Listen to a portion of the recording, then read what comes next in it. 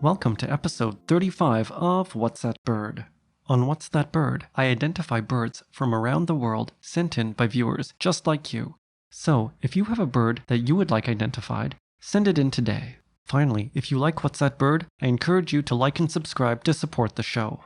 Now let's get on to what we're all here for, the mystery bird. This bird was sent in by Tony Barrett. Thanks again, Tony, for keeping this series alive. Wait, doesn't this bird look familiar?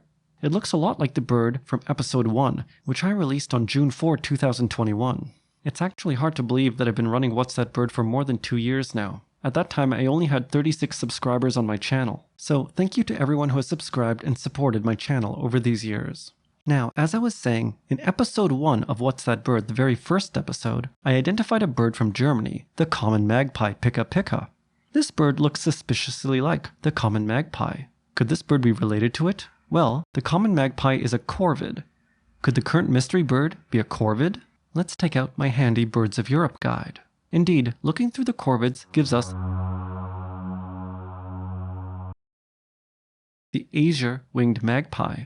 Because the azure-winged magpie is so distinct, I'm going to give this identification a probability rating of 95%.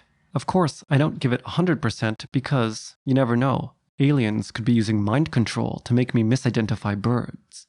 But anyway, this identification shows that as you identify more birds, you're going to find it easier and easier to identify birds. In fact, I can say from personal experience that I often go to a new location where I initially have a lot of trouble distinguishing certain types of birds, especially the ones that are very similar looking, but then after a few weeks, I find all of the birds I see very distinct. So if you have trouble identifying birds, don't despair. Just a few weeks of practice will make you an expert.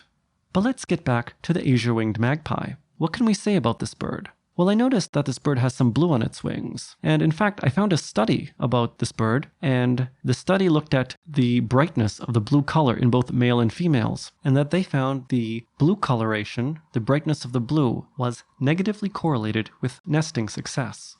More specifically, the nests tended to by brighter magpies were more likely to be successful.